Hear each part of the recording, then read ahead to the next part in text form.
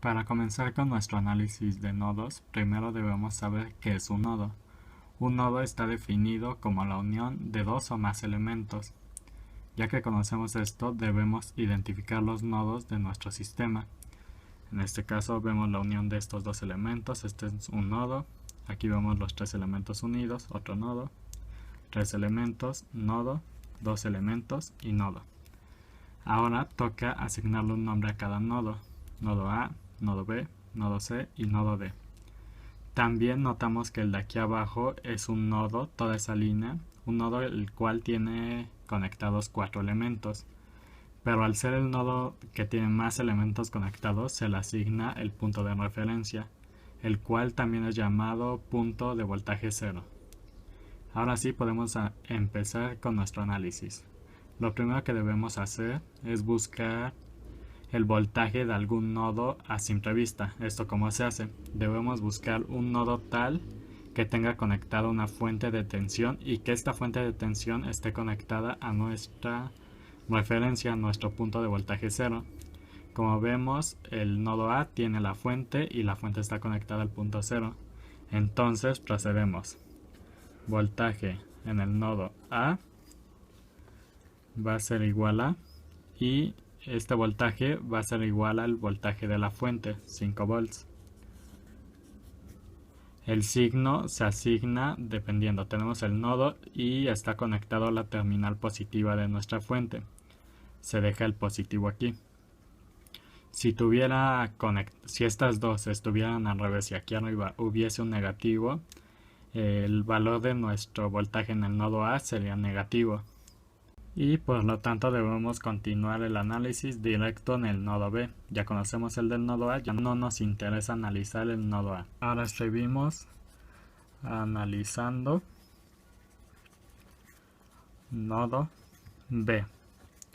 ¿Y cómo va a ser ese análisis? Debemos escribir voltaje en el nodo B que multiplica, y debemos situarnos en el nodo B y buscar todas las resistencias que están conectadas a este. Seguimos el camino y tenemos esta resistencia. Seguimos, tenemos esta resistencia, seguimos y esta resistencia. Ya no hay más caminos que seguir. Entonces, debemos escribir la suma de esas resistencias de la siguiente manera. 1 sobre la primera resistencia, que es de 100 ohms.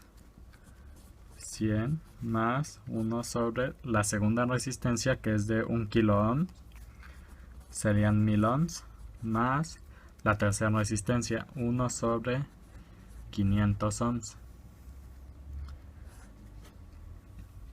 Después debemos seguir cada camino del nodo y ver si tiene conexión con algún otro nodo.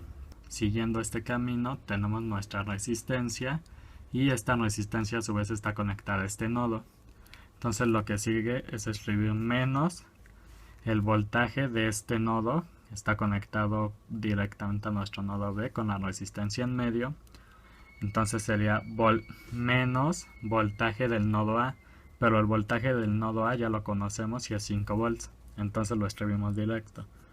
Menos 5 entre paréntesis y todas las resistencias que estén en medio.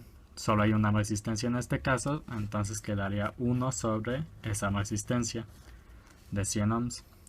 Seguimos el siguiente camino y está conectado a nuestro punto de voltaje cero, entonces no es necesario escribir. Seguimos nuestro tercer camino y está el nodo C. Escribimos menos voltaje en el nodo C y de la misma forma debemos analizar cuántas resistencias hay en medio de estos dos nodos. Solo es una y es la de 500. 1 sobre 500. Después de todo esto, en el nodo B debemos buscar fuentes de corriente. Vemos que no hay ninguna fuente de corriente, entonces terminamos nuestra ecuación igualándola con 0. Ahora simplificamos nuestra ecuación realizando todas las operaciones y nos queda nuestra primera ecuación de esta forma. Continuamos analizando nuestro siguiente nodo, el nodo C. Y el proceso de análisis es el mismo que en el caso anterior. Ponemos positivo el voltaje del nodo C, multiplicando todos los valores de resistencias que se hallen conectados a él, la de 500, la de 2 kilos y la de 1 kilo. Escribimos la sumatoria de la misma forma que en el caso anterior: 1 sobre 500 más 1 sobre 2000 más 1 sobre 1000, y como negativo los nodos que estén consecutivos al nodo C, en este caso es el nodo B y el nodo D. Empezamos menos voltaje en el nodo B y multiplicando la resistencia que está en medio de los dos nodos: 1 sobre 500 menos voltaje en el nodo D y la resistencia que es la de 1 kilo, 1 sobre 1000. Buscamos alguna fuente de corriente, vemos que no hay, entonces terminamos la ecuación igualándola a 0.